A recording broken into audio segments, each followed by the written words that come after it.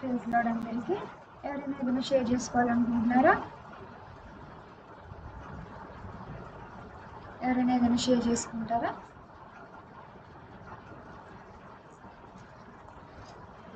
సరే, వాక్యానికి వెళ్దాము. నిన్న మనము మీకా 7వ అధ్యాయము 7వ వచనం నుంచి ఒక బేస్ లైన్ తీసుకుని దేవుని యొక్క లక్షణాలు, దేవుని యొక్క క్యారెక్టరిస్టిక్స్ ఏంటో చూస్తున్నాం కదా. నిన్న మనం చెప్పుకున్నాం, దేవుడు నా ప్రార్థన ఆలకించును. మన ప్రార్థన ఆలకించు దేవుడు ఎటువంటి వారో అని నిన్న ప్రత్యేకంగా నిర్గమాకాండం 34:6-7 వచనంలో చూసాం. కనికరం గల దేవుడని, దయ కలిగిన దేవుడని, దీర్ఘశాంతము కలిగిన దేవుడని, విస్తారమైన కృప కలిగిన దేవుడని నిన్న గత దిన వాక్యంలో మనం తెలుసుకున్నాం. అలాగనే ఈరోజు ఇంకా మన ప్రార్థనలు ఆలకించి మన ప్రార్థనలకు జవాబిచ్చే దేవుడు ఎటువంటి గొప్పవాడో మరిన్ని కొన్ని వచనములలో బైబిల్ నుంచి చూసి తెలుసుకుందాం. ద్వితీయోపదేశకాండము 6వ అధ్యాయము 4వ వచనము. ఈ వచనంలో దేవుని యొక్క మరొక గుణము ఏమైందంటే, మన దేవుడైన యెహోవా అద్వితీయుడగు యెహోవా. మన ప్రార్థన ఆలకించే దేవుడు ఎటువంటి వారంట? అద్వితీయ దేవుడట. అద్వితీయత అనగా యూనిక్నెస్, అంటే యూనిక్ అనమాట. ఇప్పుడు మనకి ఆధార్ ఐడీస్ ఉంటాయి. ఆధార్ ఐడీస్ ఒకరికి ఉన్నది ఇంకొకరికి ఉంటుందా చెప్పండి? ఉండదు. అలాగే మన ఫోన్ నెంబర్స్ ఉంటాయి, ఒకరికి ఉన్నది ఇంకొకరికి ఉంటుందా? ఉండదు. ఇవన్నీ కూడా యూనిక్, ఒక ప్రత్యేకమైన వ్యక్తికి సంబంధించినవి. ఈ పలానా ఐడి ఉందంటే ఇది ఆ వ్యక్తికి సంబంధించిందే. ఇటువంటి యూనిక్నెస్, అటువంటి యూనిక్నెస్సే మన దేవుడు కలిగి ఉన్నారంట. మన ప్రార్థన ఆలకించేటువంటి దేవుడు మరొక్కరు ఎవ్వరూ లేరు. అటువంటి అద్వితీయ దేవుడు. మనం మూడవదిగా చూసినట్లయితే ద్వితీయోపదేశకాండము 10వ అధ్యాయము 17వ వచనం.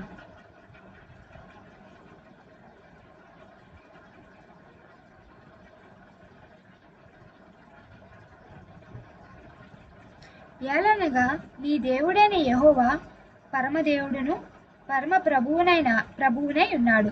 ఆయన మహాదేవుడు, పరాక్రమవంతుడు, భయంకరుడైన దేవుడు. ఆయన నరుల ముఖమును లక్ష్య పెట్టనివాడు, లంచము పుచ్చుకొననివాడు. మన దేవుడైన యెహోవా యొక్క మరికొన్ని గుణములు చూసినట్లయితే మనకి వచనంలో స్పష్టంగా కనబడుతుంది. ద్వితీయోపదేశకాండము 10వ అధ్యాయం 17వ వచనంలో పరాక్రమవంతుడంట. అంటే మన దేవునికి అసాధ్యమైనది ఏదీ లేదు. కొంతమంది పూర్వకాలంలో యుద్ధానికి వెళ్ళేవారు కదా. యుద్ధానికి వెళ్ళి యుద్ధాన్ని గెలుచుకొస్తే ఏమని బిరుదునిచ్చారు? పరాక్రమవంతుడు, ఇతను చాలా బలశాలి. ఇటువంటి బిరుదులన్నీ ఆ యుద్ధాన్ని గెలిచి వచ్చిన వారికి ఇస్తుంటారు కదా. అలాగన మన దేవుడికి కూడా అది ఎటువంటి యుద్ధమైనా, ఎటువంటి అసాధ్యమైనదైనా సరే మన దేవుడైన యెహోవాకి, మన ప్రార్థనలు ఆలకించే దేవుడికి అది ఎంతో సులువైన విషయం అనమాట. ఎంతో తేలికగా చేయగల గొప్ప దేవాటి దేవుడు మన దేవుడు. ఎటువంటి వారట? పరాక్రమము కలిగిన దేవుడు. ఇంకా ఈ వచనంలో మనము క్లుప్తంగా చూసినట్లయితే భయంకరుడు దేవుడు. మనం చూస్తాం బైబిల్ గ్రంథంలో దేవునికి చాలా ఉగ్రత కలిగిన దేవుడు అని మనం కొన్ని మాటల్లో చూస్తాం. మన దేవుడు ఎంత కనికరము గల దేవుడు. మనము పాపం చేస్తే, తప్పు చేస్తే దానికి శిక్ష అనేది తప్పకుండా ఉంటుంది. మనం చూసాం కదా, సొదొమ గొమొర్రా పట్టణము ఎలా నాశనం అయిపోయింది, దేవుని ఉగ్రత ఆ పట్టణం మీదకి, ఆ జనవాసుల మీదకి ఎలాగొచ్చిందని. అటువంటి ఉగ్రత కలిగిన దేవుడు, అటువంటి కోపం కలిగిన దేవుడు. కాబట్టి మనకి దేవుడు అతని కోపం మన మీద చూపించారు అంటే దానికి ముందు దేవుడు ఎన్నో సార్లు మనల్ని హెచ్చరించే ఉంటారు.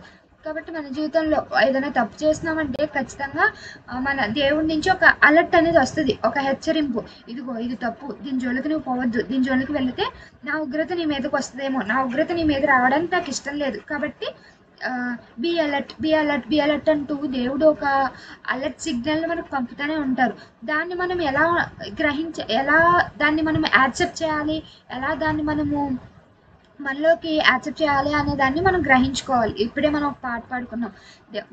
వినే చెవులు ఉండి కూడా దేవుని స్వరాన్ని వినలేకపోతున్నామంట. చూసే కన్నులుండి కూడా దేవుని రూపాన్ని చూడలేకపోతున్నామంట. పాటలు భక్తులు రాసి ఉన్నారు కదా! మనము ఈ రోజున మనం చూడడానికి కళ్ళున్నాయి, వినడానికి చెవులున్నాయి. కానీ ప్రత్యేకంగా ఆత్మీయ స్థితికి వచ్చేసరికి దేవుడు మనతో మాట్లాడుతున్నా, దేవుడి రూపాన్ని మనం కనపరుచుకోవాలనుకున్నా మన ఆత్మీయంలో బలంగా లేకపోవడం వల్ల, లేదా ఆత్మీయాల్లో రెండు పడవల మీద ప్రయాణం చేస్తున్న వాళ్ళగా ఉండడం వల్ల దేవుని రూపమును, దేవుని స్వరమును వినలేకపోతున్నాం. ఆయన ఇచ్చు ఆత్మఫలమును, ఆయన ఇచ్చు పరిశుద్ధాత్మను పొందుకోలేకపోతున్నాం. ఈరోజు దేవుడు చెప్తున్నారు కదా, ఇదిగో నా ఉగ్రత నీ మీదకి రాకున్నట్లుగా నేను నీ ప్రార్థనలన్నీ అంగీకరించే రీతిగా నా యందు విధేయత చూపినట్లుగా నీ ప్రవర్తన సరిచూసుకోమని దేవుడు చెప్తున్నారు. ఆయన యందు విధేయత కలిగి ఉండి విడవక ఆయనను ప్రార్థిస్తే ఖచ్చితంగా దేవుడు కార్యాలనేవి చూస్తారు. ఇంకా మనం ఈ వచనంలో చూసినట్లయితే నరుల ముఖమును లక్ష్య పెట్టని వాడు దేవుడంట ప్రతి ఒక్కరిని ఏకరీతిగానే ప్రేమిస్తున్నారు. ప్రతి ఒక్కరిని ఏకరీతిగానే చూస్తున్నారు. ఎటువంటి భేదము చూడట్లేదు. ఇదిగో ఈ రోజున నువ్వు రౌండ్ ఫేస్ ఉందా నీకు, లేదా ఓవెల్ షేప్ ఫేస్ ఉందా, లేదా నువ్వు కలర్డ్ వైట్ ఉన్నావా, బ్లాక్ ఉన్నావా, లేదా నీ జాతి ఏంటి, నీ క్యాస్ట్ ఏంటి, ఇటువంటివి ఏమీ చూడట్లేదు దేవుడు. నీ నరుడి ఆత్మ, అది ఎవరైనా కానివ్వండి, ఈ భూలోకం మీద నరుడిగా పుట్టినది ఎవరైనా కానీ ఆ ఆత్మ ఎవరు పెట్టినది అని మనం తెలుసుకున్నాము. యెహోవా పెట్టిన ఆత్మని తెలుసుకున్నాం. అటువంటి దేవుడు ఇచ్చిన ఆత్మ ప్రతి ఒక్కరికి ఏకరీతిగానే ఇచ్చారు. కానీ మనుషులు అనే వాళ్ళు ఈ లోకంలో పడిపోయి ఈ పాప జీవితాన్ని జీవిస్తూ ఆయన ఇచ్చిన ఆత్మను అపవిత్రం చేసుకునే వారుగా ఉంటున్నారు. ఎలాగైతే సొదొమ గొమొర పట్టణంలో అక్కడ ఉన్న జనులందరూ ఎటువంటి వ్యభిచార మాన్యంలో దిగిపోయారో, అలాగన ఈ రోజుల్లో ప్రజలందరూ కూడా అటువంటి పాపపు ఊబిలో పడిపోతున్నారు. దేవుడు అంటున్నారు కదా, నేను ఏ భేదమో చూపించట్లేదు, మీలో మీరు ఎందుకు వివాదాలు పుట్టించుకుంటున్నారు, ఎందుకు ఇలా మీలో మీరే డిస్క్రిమినేట్ చేసేసుకుంటున్నారు. ఇప్పుడు క్రిస్టియానిటీలో కూడా చాలామంది డిఫరెన్షియేట్ చేస్తారు. ఇదిగో మీది ఈ సంఘము, లేదా మాది ఈ సంఘము, లేదా మీరు ఫాలో అయ్యే రూల్స్ ఇది, మేము ఫాలో, ఇలా వేరియేట్ చేస్తారు. కానీ అట్లా చేయకూడదు. అట్లా దేవుడు అసలు ఏ విషయంలో కూడా వేరియేషన్ అనేది చూపించలేదు. అందరూ ఏక మనసుగా కలిగి ఉండాలని దేవుడు ఆశించారే తప్ప ఇలా వివాదాలతో, ఇలా గొడవలతో, ఇలా డిఫరెంట్గా ఉండాలని దేవుడు ఏమాత్రము అనుకోలేదు. కాబట్టి నీవు ఈ రోజున మన ప్రార్థనాంశం, మన దేవుడైన యెహోవా ప్రార్థనలు ఆలకించేవాడు. మనం ఎలా ఉన్నారు, మన రూపం ఎలా ఉంది, మన ఆకృతి ఎలా ఉంది అని దేవుడు లక్ష్య పెట్టడు. కానీ మనం ఎటువంటి హృదయంతో ప్రార్థన చేస్తున్నాము, ఎదుటి వారికి మంచి జరగాలని ప్రార్థన చేస్తున్నామా, లేదా ఎదుటి వారి యొక్క కీడును ఆశిస్తూ ప్రార్థన చేస్తున్నామా, ఎటువంటి సత్యమును మనం కలిగి ఉండి ప్రార్థన చేస్తున్నాము అన్న విషయమును మాత్రమే దేవుడు లక్ష్య పెట్టువారుగా ఉన్నారు. ఇప్పుడు చాలామంది ఉంటారు, కొంతమంది ఈర్ష్యతో ప్రార్థన చేస్తారు. ఎలా అంటే నిజంగా వాళ్ళకి ఈర్ష్య ఉండదు. ఎలా అంటే ఇదిగో దేవా, వాళ్ళు ఫ్రిడ్జ్ కొనేసుకున్నారు, లేదా వాళ్ళు కూలర్ కొనేసుకున్నారు, వాళ్ళు కొనుక్కున్నారు కదా మాకు కూడా ఇవి, అంటే వాళ్ళు కొనుక్కున్నారు అని వాళ్ళు ఎదుగుతున్నారు అని ఈర్ష్య కాదు, కానీ వాళ్ళకు ఉంది కదా మాకు కూడా ఇవ్వని. అది కరెక్ట్ వేయా, రాంగ్ వేయా, ఒకసారి మీరే ఆలోచన చేయండి. వాళ్ళ ఉన్న స్థితిని బట్టి వాళ్ళు కనుక్కున్నారు. ఈ రోజున మన ఇంట్లో మన పేరెంట్స్ చేసే ప్రొఫెషన్ బట్టి మనకి ఆదాయం అనేది వస్తుంది. దాన్ని బట్టి మనం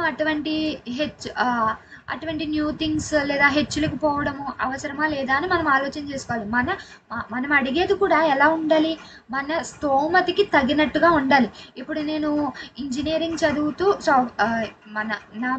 నా ప్రొఫెషన్ అంతా నేను ఇంజనీర్ ఫీల్డ్లోకి వెళ్ళాలనుకుంటున్నాను. అలా కాకుండా నేను దేవా నేను ఐఏఎస్ అవ్వాలి, ఐఏఎస్ చెయ్యండి నన్ను ప్రార్థిస్తే ఆ ప్రార్థనకి ఏదన్నా ఒక సెన్స్ ఉందా చెప్పండి? అలాగా మనం ప్రార్థించేది కూడా దేవుణ్ణి న్యాయముగా అడగాలి. మనం అడిగేది కూడా దేవుని నీతిగా అడగాలి. ఏదైతే నీకు తగుతుందో దాన్ని దేవుణ్ణి అడగాలి. నీవు ఇట్లా కాకుండా నాకు ఇది వచ్చేయాలి, కార్లు వచ్చేయాలి, బంగ్లాలు ఉండాలి, ఈ విధంగా అత్యాశకు మించి దేనిని కూడా మనము దేవుణ్ణి అడగకూడదు. మనము ఈ రోజున ఇలాగున దేవుణ్ణి ఆరాధిస్తున్నామంటే దేవుని యొక్క మహిమ ఏంటో మనం తెలుసుకున్నాం. ఈ లోకంలో ధనధాన్యాలు, వస్తువులు, సంపద ఇదంతా కాదు, కానీ దేవుని కలిగి ఉన్నవారు సర్వసంపన్నులు అని నమ్ముతాను. ఈ రోజున మనము దేవుణ్ణి అటువంటి ప్రత్యేకమైన దేవుణ్ణి ఆరాధిస్తున్న వారుగా మనం ఉన్నాం కాబట్టి మనమందరం కూడా దేవునిలో సంపన్నులమే అని నేను భావిస్తున్నాను. ఇంకా దేవుని యొక్క లక్షణాలు మనం ఈ వచనంలో చూసినట్లయితే లంచము పుచ్చుకొనని వాడు.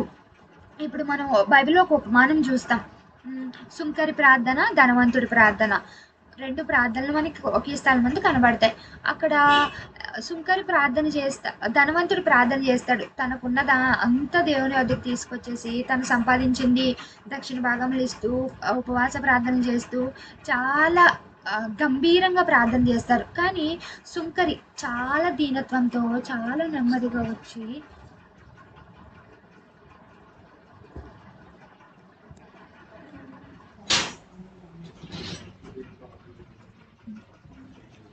చాలా దీనత్వంతో చాలా నెమ్మదిగా వచ్చి పూర్ణ హృదయంతో తనకున్న ఆత్మనంతటిని కూడా మందిరంలో దేవుని పాదముల చెంత కుమ్మరించి ప్రార్థన చేయడం మనం చూస్తాం. అలాగే అక్కడే ఆ ఉపమానంలోనే మనం చూస్తాం దేవుని ఎవరి ప్రార్థన ఆలకించారనేది. దేవుడు ధనవంతుడి ప్రార్థన, సుంకరి ప్రార్థనలో ఆలకించిన ప్రార్థన సుంకరి ప్రార్థనే. ఎందుకంటే దేవుడు ఎంత ధనం ఇస్తున్నాము అనేది చూడరు మనం, లేదా ఎంత గంభీరంగా ఎంత అప్రిషియేట్గా ప్రార్థన చేస్తున్నాము అని దేవుడు చూడరు.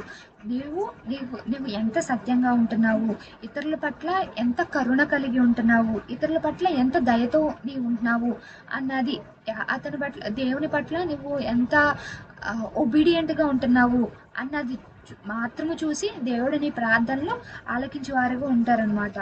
మనము మరొక మాట మనం చూసినట్లయితే నిర్గమాకాండము 15వ అధ్యాయము 11వ వచనం.